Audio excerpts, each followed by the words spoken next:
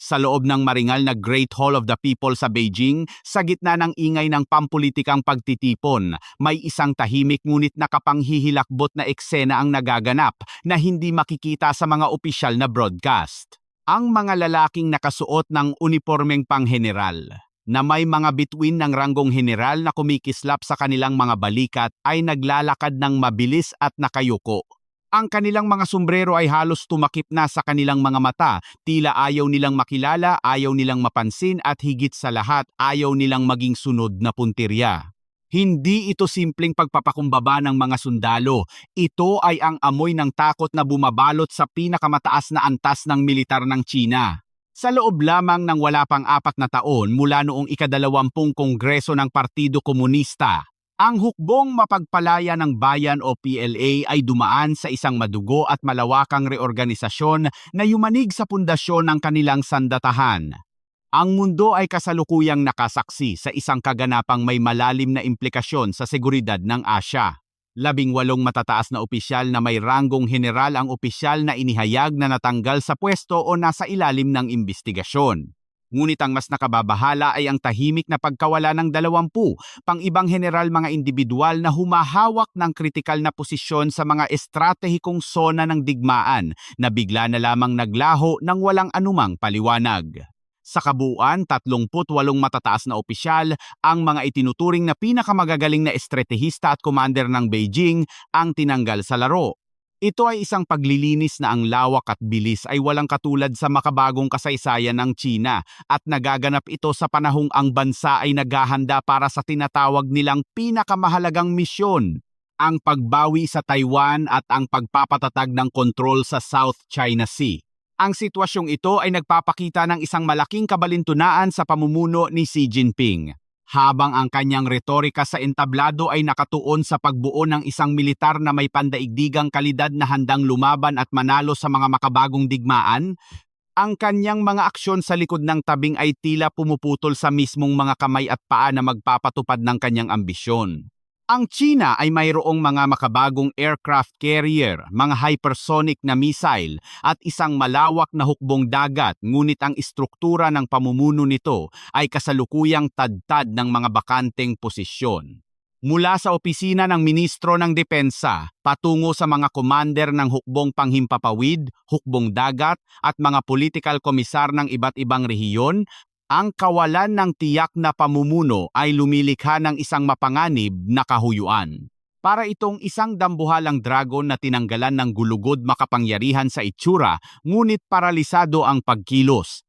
Upang maunawaan ang lalim ng krisis na ito, kailangang balikan ang ugat ng problema na matagal nang bumabagabag sa Partido Komunista, ang katiwalian at ang katapatan. Ang pagsiklab ng bagong yugto ng paglilinis ay nagsimula sa isang nakakabiglang rebelasyon sa loob ng puwersang itinuturing na hiyas ng militar ng China ang Rocket Force. Ito ang sangay na humahawak sa mga sandatang nuklear at mga missile na nakatuon sa mga estratehikong target, kabilang ang mga base militar sa Pasipiko at mga teritoryo sa paligid ng Asya. Ang pagkakadiskubre sa mga depektibong kagamitan ay nagdulot ng matinding kahihiyan at pangamba sa liderato. Ayon sa mga ulat ng paniktik na lumabas, may mga insidente kung saan ang mga missile ay natagpo ang puno ng tubig sa halip na ang kinakailangang panggatong o fuel at mga silos o imbakan ng missile na may mga takip na hindi mabuksan ng maayos sa oras ng inspeksyon. Para kay Xi Jinping, hindi lamang ito simpleng kaso ng pagnanakaw ng pondo ng bayan. Sa kanyang pananaw, ito ay isang direktang banta sa kaligtasan ng rehimen.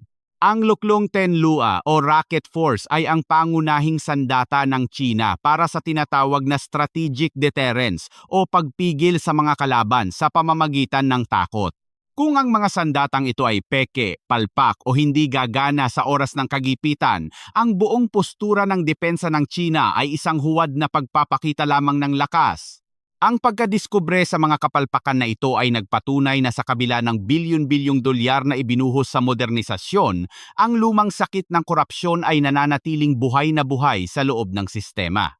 Ang mga ulat na ipinapasa sa kanya ay pawang mga kasinungalingan na pinaganda upang pagtakpan ang bulok na sistema ng logistik at pagmamanupaktura. Ang reaksyon ng Estado ay mabilis at walang awa. Noong huling bahagi ng taong 2023, nagsimulang gumulong ang mga ulo. Ang una sa mga malalaking pangalan na bumagsak ay si Li Xiangfu, ang nooy ministro ng depensa. Ang kanyang kaso ay partikular na gumimbal sa mga observer dahil si Li ay personal na pinili ni Xi Jinping para sa posisyon. Siya ang mukha ng diplomasyang militar ng China sa mundo, ang nakikipag-usap sa mga banyagang dignitaryo at nagre-representa sa kapangyarihan ng PLA. Ang kanyang biglaang pagkawala sa publiko at ang sumunod na anunsyo ng investigasyon laban sa kanya ay nagsilbing isang sampal na pampulitika sa mukha mismo ng Pangulo. Ipinahiwatig nito na ang sistema ng pagpili ng mga lider, kahit na dumadaan sa masusing pagsusuri ng pinakamataas na pinuno, ay hindi pa rin ligtas sa mga elementong sumisira sa integridad ng partido. Kasunod ng pagbagsak ni Li Xiangfu, ang atensyon ng paglilinis ay lumipat sa buong pamunuan ng Rocket Force. Si Li Yuchao, ang nooy commander, at si Xu Zhongbo, ang political commissar, ay parehong tinanggal. Ang pagtatanggal sa mga pinuno ng isang buong sangay ng militar nang sabay-sabay ay isang hakbang na bihirang mangyari at nagpapahiwatig ng isang sistematikong pagkabigo. Hindi ito tungkol sa iisang bulok na mansanas, ito ay tungkol sa buong basket na nabulok na. Ang akusasyon ng seryosong paglabag sa disiplina ang terminong madalas gamitin ng partido para sa malawak na saklaw ng mga kasalanan mula sa korupsyon hanggang sa pagsuway sa utos pampolitika ay ikinabit sa kanilang mga pangalan. Ang mensahe ay malinaw, walang sinuman, kahit na ang mga humahawak sa pinakasensitibong mga armas nuklear, ang ligtas mula sa galit ng sentral na pamahalaan. Ngunit ang issue ay hindi lamang nagtatapos sa pera o sirang kagamitan. Ang mas malalim na dahilan ng purge na ito ay ang paranoia ukol sa katapatan. Sa kasaysayan ng politika ng China, ang kapangyarihan ay nagmumula sa dulo ng baril at ang sinumang may hawak ng baril ay dapat naganap na tapat sa partido at partikular sa core leader. Ang anino ni Guo Boxiong at Xu Kaiho, mga dating makapangyarihang general sa panahon ni Jiang Zemin na nagtayo ng sarili nilang mga kaharian sa loob ng militar, ay patuloy na nagmumulto kay Xi Jinping. Sa loob ng mahabang panahon, ang PLA ay nagkaroon ng tinatawag na kultura ng kuta o mountain stronghold mentality, kung saan ang mga opisyal ay bumubuo ng mga paksyon at loyalty networks na hiwalay sa sentral na pamunuan. Ang mga general ay nagiging mga warlord sa kanilang sariling nasasakupan, nagbebenta ng mga promosyon at nagpapayaman sa kanilang sarili gamit ang pondo ng militar. Bagamat isang dekada nang nakikipagbuno si Xi Jinping upang wasakin ang mga paksyon na ito, ang mga kaganapan pagkatapos ng ika-20 Kongreso ay nagpakita na ang problema ay hindi nalutas kundi nagbagong anyo lamang. Ang katiwalian ay naging mas tuso, mas lihim, at mas mahirap matuntun. Ang pagkakadawit ni Wei Fenghe, ang dating ministro ng depensa na ilang beses nang sumumpa ng katapatan kay Xi sa harap ng publiko, ay nagpatunay na ang mga salita ay walang halaga sa harap ng tukso ng kapangyarihan at salapi. Ang pagbagsak ni Wei ay isang malaking dagok sa kredibilidad ng kampanya kontra korupsyon dahil siya ay itinuring na isa sa mga haligi ng bagong panahon ng PLA. Kung ang isang tulad niya ay nagawang magtaksil o gumawa ng katiwalian, sino pa ang mapagkakatiwalaan sa loob ng Zhongnanhai? Ang epekto ng malawakang tanggalan na ito ay lumilikha ng isang kapaligiran ng matinding hinala. Ang bawat opisyal ay nagmamasid sa kanyang katabi, nag-iisip kung sino ang susunod na daduputin ng mga investigador. Ang listahan ng mga nawawala at natanggal ay patuloy na humahaba at kabilang dito ang mga pangalan na dati itinuturing na hindi matitinag. Halimbawa, ang pagkakadawit ng mga opisyal mula sa Equipment Development Department ay nagpapakita na ang korupsyon ay nakaugat sa proseso ng pagbili at paggawa ng armas, ang mismong backbone ng modernisasyon. Ito ay may direktang epekto sa kahandaan ng China sa anumang potensyal na gulo sa hinaharap. Paano makikipagdigma ang isang hukbo kung ang kanilang mga bala ay hindi sigurado at ang kanilang mga pinuno ay mas abala sa pagliligtas ng kanilang sariling mga leeg kaysa sa pagpaplano ng estratehiya? Sa puntong ito, makikita natin ang isang pattern ng strategic decapitation o ang pagpugot sa ulo ng liderato na isinasagawa mismo ng pinuno ng bansa. Noong Oktubre ng taong 2025, isang araw na maaalala bilang isa sa pinakamadilim na sandali ng PLA, inihayag ng Ministry ng Depensa ang pagpapatalsik sa 9 na general ng sabay-sabay. Kabilang dito ang mga matataas na opisyal tulad ni Miao Hua, ang direktor ng Political Work Department, at mga commander na may direktang responsibilidad sa Taiwan Strait. Ang pagkawala ng mga veteranong ito ay nangangahulugan ng pagkawala ng institutional memory at karanasan. Ang mga pumapalit sa kanila ay maaaring tapat, ngunit kulang sa karanasan, o may karanasan ngunit takot gumawa ng desisyon. Ang sitwasyong ito ay lumilikha ng isang mapanganib na vacuum o kawalan ng laman sa itaas. Ang Central Military Commission, ang pinakamataas na katawan na nagpapatakbo sa militar, ay nawalan ng mga kritikal na miyembro. Isipin ninyo ang isang higanteng korporasyon na biglang nawalan ng CEO, COO, CFO at mga regional manager sa loob lamang ng isang gabi. Ang resulta ay paralysis. Ang mga utos ay hindi maibaba ng maayos, ang mga desisyon ay nabibimbin, at ang buong burokrasya ay tumitigil sa paggalaw dahil sa takot na magkamali. Sa konteksto ng militar, ito ay nangangahulugan ng pagkaantala sa pagbuo ng mga plano, pagbagal ng pagsasanay, at paghina ng moral ng mga sundalo. Ang mga pangyayaring ito ay hindi lamang panloob na usapin ng China. Para sa mga bansa sa rehiyon, lalo na sa Pilipinas na humaharap sa hamon sa West Philippine Sea, ang kaguluhang ito sa loob ng PLA ay may dalawang mukha. Sa isang banda, ang isang humihinang PLA ay maaaring maging mas maingat at umiwas sa direktang komprontasyon habang inaayos nila ang kanilang sariling bakuran.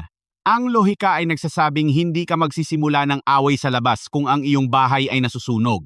Gayunpaman, mayroong mas madilim na posibilidad na ang isang lider na nakakaramdam ng insecurity ay maaaring gumamit ng gulo sa labas upang pag-isahin ang kanyang bansa at ilihis ang atensyon mula sa mga problema sa loob.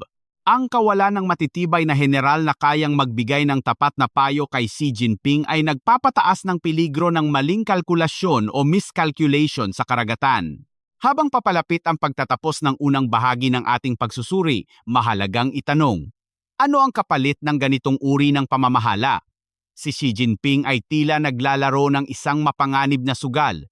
Sa kanyang pagnanais na linisin ang hukbo, maaaring tinatanggalan niya ito ng kakayahang lumaban ng epektibo.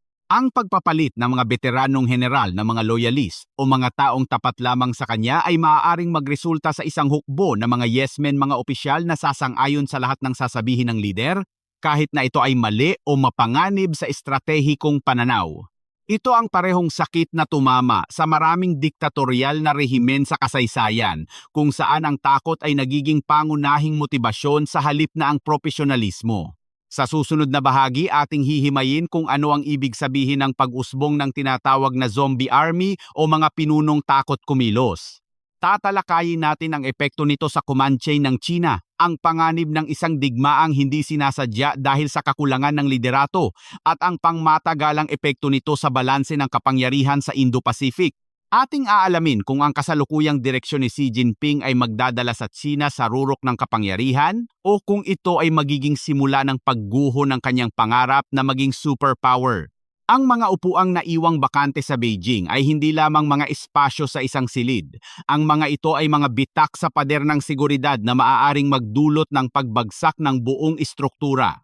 Ang resulta ng malawakang paglilinis na ating tinalakay sa unang bahagi ay ang paglitaw ng isang nakababahalang fenomenon sa loob ng estruktura ng hukbong mapagpalaya ng bayan. Tinatawag ito ng mga analista bilang pagbango ng isang hukbong zombie o zombie army.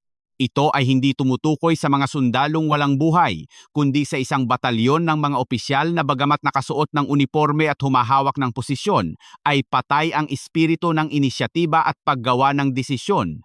Ang mga bagong itinalagang pinuno, na pumalit sa 38 general na tinanggal o naglaho, ay nagpapatakbo sa ilalim ng isang sikolohiya ng matinding takot. Nakita nila kung paano kinaladkad palabas ng kapangyarihan ang kanilang mga hinalinhan, mga veteranong may dekada ng karanasan at dating tinitingala bilang mga haligi ng militar at tinanggalan ng dangal sa isang iglap. Dahil dito, ang pangunahing layunin ng kasalukuyang pamunuan sa ibaba ni Xi Jinping ay hindi na ang manalo sa digmaan o maging mahusay sa estratehiya, kundi ang manatiling ligtas sa mata ng partido. Ang kapaligiran sa loob ng mga command center ng China ay inilalarawan ngayon bilang paralisado. Ang mga opisyal na pansamantalang humahalili sa mga bakanting posisyon sa 5 malalaking theater commands ay pawang mga may mababang ranggo o kulang sa kinakailangang impluensya. Sila ay kumikilos ng may labis na pag-iingat, tila naglalakad sa ibabaw ng manipis na yelo. Alam nila na ang silyang kanilang inuupuan ay maaring maging silya elektrika sa anumang oras. Ayon sa mga obserbasyon ng mga eksperto sa seguridad, ang ganitong mentalidad ay lumilikha ng mga opisyal na hindi mangangahas na gumawa ng mga matatapang na desisyon, hindi mag-uulat ng mga negatibong katotohanan sa kanilang mga boss, at higit sa lahat, ay iiwas sa anumang responsibilidad na maaaring magdulot ng sisi sa kanila. Sa madaling salita, sila ay naging mga burokrata na lamang na naghihintay ng utos sa halip na mga commander na handang mamuno sa gitna ng kaguluhan. Ang implikasyon nito sa operasyonal na kakayahan ng China ay napakalawak at mapanganib. Sa modernong pakikidigma, ang bilis ng paggawa ng desisyon ay kasing halaga ng lakas ng sandata. Kung sumiklab ang isang mabilisang sagupaan sa Taiwan Strait o sa West Philippine Sea, ang pangangailangan para sa agarang desisyon mula sa mga commander sa larangan ay kritikal. Subalit, sa ilalim ng kasalukuyang klima ng takot, sino ang maglalakas loob na magbigay ng utos na pumutok? Sino ang aako ng responsibilidad kung ang operasyon ay pumalpak? Ang natural na tendensya ng isang hukbong zombie ay ipasa ang bawat desisyon pataas mula sa kapitan, paakyat sa general, hanggang sa makarating ito sa pinakamataas na antas sa Beijing. Lumilikha ito ng isang bottleneck o pasikip sa daloy ng komunikasyon at utos. Ang lahat ng desisyon, maging ang mga taktikal na detalye, ay maaaring kailanganin pang dumaan sa mesa ni Xi Jinping bago maipatupad. Kapag ang isang tao ang nagpapasya para sa lahat mula sa estratehiyang pangnasyonal hanggang sa paggalaw ng mga barko sa karagatan, ang posibilidad ng pagkakamali ay tumataas ng husto. Ito ang tinatawag na micromanagement sa pinakamasalimuot na anyo nito. Ang kasaysayan ng digmaan ay puno ng mga halimbawa kung saan ang mga hukbong may sentralisadong pamumuno ay natalo ng mga hukbong may kakayahang mag-adjust at magdesisyon ng malaya sa larangan. Ang pagkawala ng mga veteranong general ay nangangahulugan din ng pagkaputol ng ugnayan sa pagitan ng nakaraan at kasalukuyan. Ang mga tinanggal na opisyal ay ang mga taong may malalim na pagkaunawa sa modernisasyon ng doktrina ng PLA. Ang pagpapalit sa kanila ng mga loyalist o mga tapat na tagasunod ay nagreresulta sa pagkawala ng institusyonal na memorya. Ang hukbo ay nawawala ng utak habang pinapanatili ang kalamnan. Para sa Pilipinas at sa mas malawak na rehiyon ng Indo-Pacific, ang sitwasyong ito ay nagdadala ng dalawang magkaibang mukha ng panganib. Sa isang banda, ang kaguluhan sa loob ng PLA ay maaaring magdulot ng pansamantalang paghupa ng agresyon. Ang isang hukbong abala sa paglilinis ng sariling bakuran at paghahanap ng mga bagong pinuno ay maaaring hindi gaanong handang magbukas ng bagong prente ng labanan sa labas. Ito ay maaring magbigay ng kaunting panahon para sa mga kapitbahay ng China na palakasin ang kanilang sariling depensa at alyansa.